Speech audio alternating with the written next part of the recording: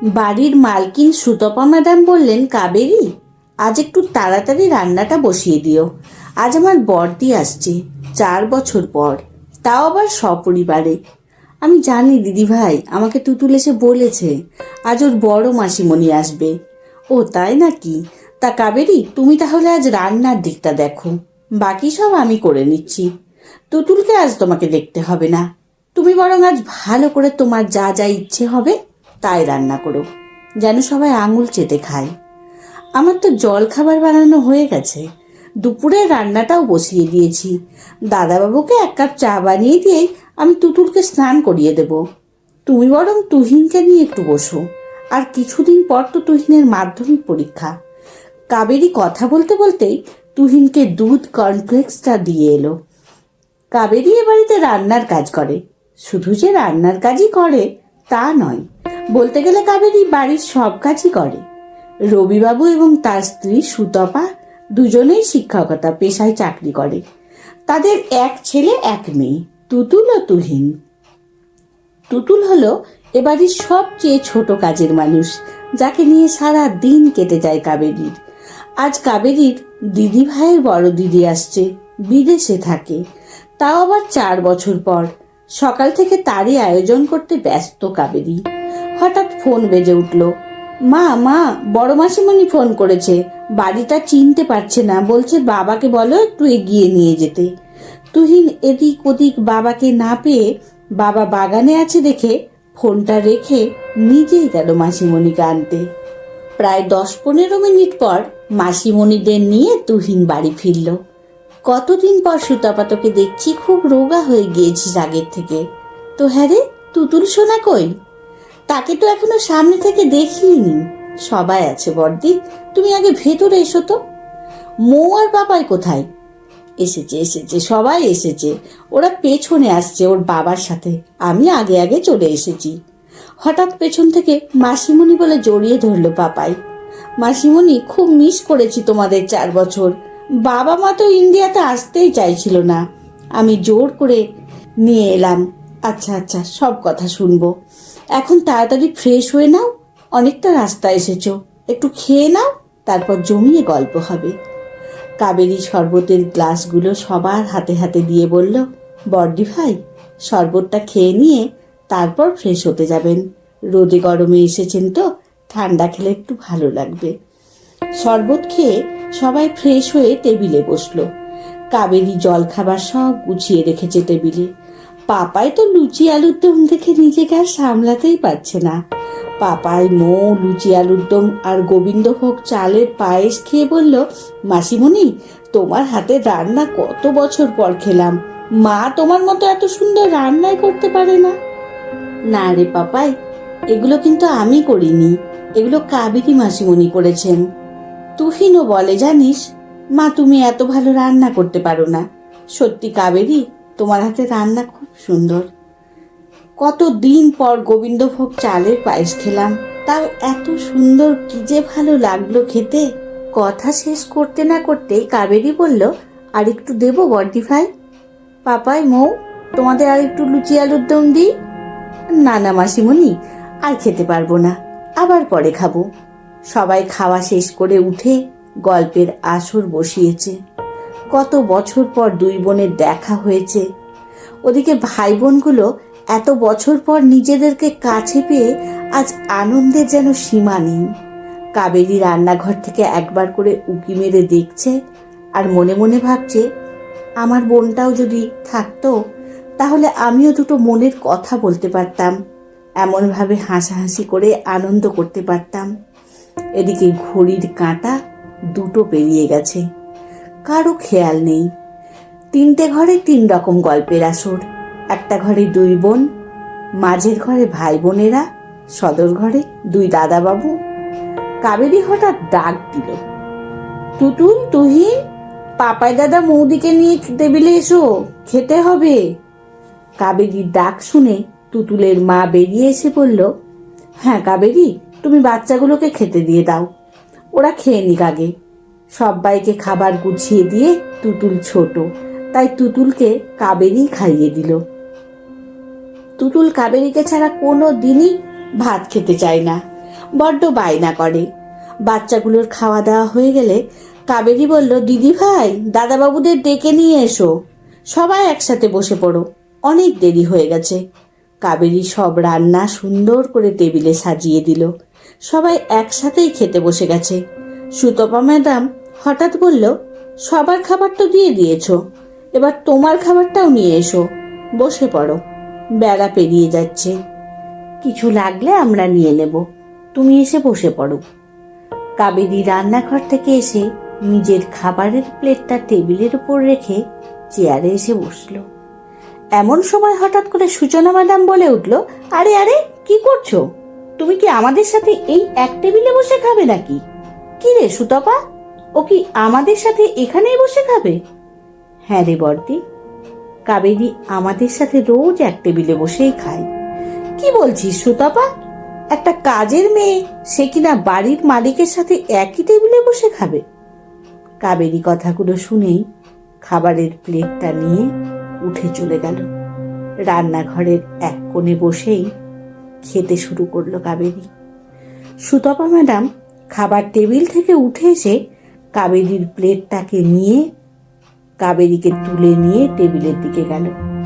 কাবেরীর দু কাঁধে হাত দিয়ে বলতে শুরু করলো, বর্দি, কাবেরী আমাদের বাড়ির কাজের মেয়ে নয়, কাবেরী আমাদের পরিবারের আরও একজন সদস্য, আমার ছোট বোন। ওকে বোনের মতোই ভাবি। কাবেরী যে আমাকে নিজের দিদির মতোই ভালোবাসে। বর্দি, তুই তো জানিস তুহিন হওয়ার সময় আমার স্কুল নিয়ে কতটা অসুবিধে হয়েছিল। তাই তুতুল যখন হয় তখন তুতুলের বাবা কাবেরীকে এ বাড়িতে এনেছিল। তখন থেকেই কাবেরী আমাদের বাড়ির একজন হয়ে উঠেছে। কাবেরী না থাকলে আমি যে কিভাবে সংসার, চাকরি, অসুস্থ মা, শ্বশুর শাশুড়িকে দেখাশোনা করতাম, সে একমাত্র ঈশ্বরই জানেন। কাবেরী আমাদের সব কিছু জানে। আমরা কে কি খেতে ভালোবাসি, কি পছন্দ করি, সব সে জানে। কিছুদিন আগে যখন মা খুব অসুস্থ হয়েছিল, মাকে এনে রেখেছিলাম শুধু এই কাবেরীর ভরসায়। আমি সারা দিন স্কুলের এত চাপ সামলে এসে আমি ভুলে যেতাম মাকে ওষুধ খাওয়ানোর কথা। কাবেরী ঠিক সময় মতো ওষুধ খাইয়ে দিত। কাবেরী সারা বছর ধরে যখন যে সময় যে খাবার খাওয়া হয়, কাবেরী ঠিক খুঁজে খুঁজে সব কিছু জোগাড় করে এনে আমার ছেলে মেয়েকে খাওয়ায়। কাবেরীর হাতে চা ছাড়া ওর দাদাবাবু খান না কোথাও। পুজোর সময় আমাদের সবার জন্য যেমন নতুন কাপড় কেনা হয়, ওর দাদাবাবু আমার আর কাবেরীর জন্য একই রকম শাড়ি কেনেন। আমার ছেলে মেয়ে দুটো আমাকে ছেড়ে থাকতে পারে, কিন্তু একদিন ওরা কাবেরীকে ছাড়া থাকতে পারে না। তুতুল তো মাঝে মাঝে রাতে বায়না করে সে নাকি এখনই কাবেরী মনির কাছে যাবে। কাবেরী আমার সংসারের খুঁটি নাটি সমস্ত কিছু দেখে, বরং আমি মাসের শেষে হিসেব রাখতে পারি না কোন জিনিসটা বাড়ন্ত, কোন জিনিসটা বেশি আছে। তুহিনের, তুতুলের স্কুলের ফিজ দেওয়ার কথা কাবেরী মনে করিয়ে দেয় ওর দাদাবাবুকে। তুহিনকে স্কুলে দিয়ে আসা, নিয়ে আসা থেকে শুরু করে সব কিছু কাবেরী নিজের হাতে করে। এর মাঝেও কাবেরী আরও একটা বাড়িতে কাজ করে, কিন্তু তার সময়ের কোনো গন্ডগোল হয় না। সুতপার ছেলে হঠাৎ করে ঘর থেকে বেরিয়ে এসে বলল, জানো মাসিমণি, কাবেরী মনি আমাকে এক একদিন পড়াতে বসায়। আমার তো সামনে পরীক্ষা, তাই আমাকে মাঝে মাঝে পড়াগুলোও ধরে, আবার আমার খাতায় মার্জিন টেনে দেয়। আসলে মা বাবা দুজনেই তো সকালবেলা বেরিয়ে যায়, আবার সেই সন্ধ্যেতে ফেরে। তখন আর মা বাবার আমাকে পড়াতে ভালো লাগে না। আমার খুব মন খারাপ হয় জানো। সব বন্ধুদের মা বাবা তাদেরকে পড়ায়, কিন্তু আমাকে আমার মা বাবা কেউ পড়ায় না। কাবেরী মনি যখন আমার কাছে এসে বসে, আমি পড়ি, তখন বসে বসে শোনে, আমার খুব ভালো লাগে। মনে হয় আমার মা বসে আছে। হ্যাঁ বর্দি, তুহিন যা বলছে তা একদম সত্যি। কাবেরী উচ্চ মাধ্যমিক অবধি পড়েছে, তাই তুহিনের পড়াগুলোও ধরতে পারে। কাবেরী কিন্তু অসহায় নয়। কাবেরী সংসারের টানাপোড়েনের জন্যও কাজ করে না। কাবেরী তার স্বামীর কাছে হাত পেতে টাকা নিতে পারে না, তার আত্মসম্মানে লাগে। তাই ওর নিজেরটুকু আর মেয়ের সকাল্লাদ পূরণ করতে যাতে কারো থেকে টাকা চাইতে না হয়, তাই সে কাজ করে। আর আমি তো এটা শিখেছি আমাদের মা ঠাকুমাদের কাছ থেকেই। আসলে ওরা অন্যের বাড়িতে কাজ করে বলে ওদের কোনো সম্মান নেই? ওরাও তো মানুষ, ওদেরও তো একটা সম্মান আছে। আমরা শুধুমাত্র ভালোবাসা সম্মানটুকু দিতে চাই। আর কাবেরী আমাদের পরিবারের একজন। আমাদের যেমন এই বাড়িতে সব ঘরে ঢোকা বেরোনোর, সব জায়গা ছুঁয়ে দেখার অধিকার আছে, কাবেরীরও আছে। কাবেরী তো আমার সংসার, আমার ঘর, আমার ছেলে মেয়ে সবাইকে যত্ন করে নিয়ে ভালোবেসে আগলে রেখেছে। তাহলে তাকে কি করে অসম্মান করি বল দিদি? আর রইল বাকি বাড়ির মালিক আর কাজের লোকের কথা। কে মালিক আর কে কর্মচারী, এটা বিচার করা বড়ই কঠিন রে দিদি। আমিও তো একটা জায়গায় কাজ করি, হিসেব মতন আমিও সেখানকার সামান্য একজন কর্মচারী। তাহলে আমার আর কাবেরীর মধ্যে তফাৎ কোথায় থাকলো বল? কাবেরী লোকের বাড়ি কাজ করে বলে ও কাজের লোকের পরিচয় পাবে, তুচ্ছ তাচ্ছিল্য ব্যবহার পাবে, আর আমি শিক্ষকতা করি বলে সম্মান পাবো? এটা আবার কেমন ধরনের বিচার? আমাদের দুজনের যে পরিচয়টা সবার আগে, সেটা হলো আমরা দুজনেই মানুষ, আমরা দুজনেই মেয়ে। কাবেরী আত্মসম্মান বজায় রাখতে সৎ পথে সৎ কর্ম করে নিজের প্রয়োজন মেটাচ্ছে। কাবেরীর এই কাজের জন্য আমার গর্ববোধ হয়, অনেকটা সম্মান বেড়ে যায়। কাজ কখনোই কোনো ছোট বড় হতে পারে না। সৎকর্ম করাটাই সম্মানজনক বলে আমি মনে করি, সে যে কোনো কাজই হোক না কেন। হ্যাঁ রে বোন, তুই ঠিকই বলেছিস, আমি ভুল। সত্যিই তো, যার জন্য দিনের শুরু থেকে শেষ সবটাই তোদের ভালোবাসা দিয়ে যত্নে রাখে, তার সম্মান সবার আগে করা উচিত। কর্মের কোনো ছোট বড়র মাপকাঠি হয় না। সূচনা ম্যাডামও আমার হাত দুটো ধরে বললেন, আমার কথায় কষ্ট পেও না বোন, আমি আসলে বুঝিনি। সব বাড়িতেই তো দেখি কাজের মেয়েদের বউদের মাটিতে খেতে দিতে, দিনে রাতের অবশিষ্ট খাবার তাদের খেতে দিতে, তাদের পুরনো জামা কাপড় পরতে দিতে। তাই আমি... না না বড়দি, তোমার কোনো দোষ নেই। আসলে এ বাড়ির দাদাবাবু দিদি ভাই ওনারা বড্ড ভালো মনের মানুষ, তাই তো আমাকে এমনভাবে কাছে টেনে নিয়েছে। আমিও তো আরো একজনের বাড়িতে কাজ করি, ওই বাড়িতে অন্য সব কাজের মেয়ে বউদের মতনই ব্যবহার করে। ওখানে আমাকে দরজার পাশে এক কোণে খেতে দেয়। আমার জন্য ওদের আলাদা প্লেট চামচও রাখা আছে, ওটাতেই রোজ খেতে দেয়। ওরাও খাওয়ার পর অবশিষ্ট যা যা থাকে আমাকে খেতে দেয়। এমনকি আমার খাওয়ার জন্য ট্যাপের জলটাও বরাদ্দ রাখে, ফিল্টারের জল আমাকে দেওয়া হয় না।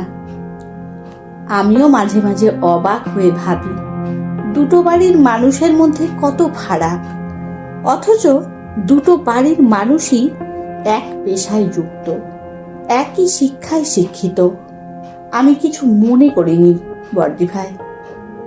দাদাবাবু হঠাৎ বলে উঠল, কাবেরী, ইঁচড়ের কোপ্তা কারিটা দারুণ হয়েছে। এত সুন্দর সুন্দর রান্না করেছো যে আজ একটু বেশি খাওয়া দাওয়া হয়ে গেল। সূচনা ম্যাডামের কর্তা শুভেন্দু দাদাবাবু একই কথা বললেন, কাবেরী, তোমার হাতে রান্না খেতে আবার একদিন চলে আসবো, তবে সেদিন এত কিছু নয়, প্লেন আলু পোস্ত ডাল ভাত খাবো। কাবেরী খুশি হয়ে বলল, নিশ্চয় দাদাবাবু, আমি আপনাদের মতো মানুষকে খাওয়াতে পারলে নিজেকে ধন্য মনে করব। সবাই খাওয়া শেষ করে উঠে যাওয়ার পর সুতপা দিদি ভাই বলল, কাবেরী, তুমি কিন্তু আজ বাড়ি যেতে পারবে না। রাজীবকে ফোন করে বলে দাও আজ বাড়ি ফিরবো না। আজ সারা সন্ধে আমরা তিন বোন মিলে ঘুরতে বেরোবো, তারপর বাড়ি ফিরে জমিয়ে গল্প করব। দাদাবাবু তখন বলল, আরে আমি ফোন করে দিচ্ছি রাজীবকে, ও এ বাড়িতে চলে আসবে। রাজীব আজ বাড়িতে তালা দিয়ে তুমিও চলে এসো। আজ আমরা সবাই একসাথে সন্ধেটা খুব আনন্দ করব। তাহলে কি বুঝলেন? সম্মান কি শুধুই কাজের পক্ষপাতিত্ব করেই দেয়া উচিত?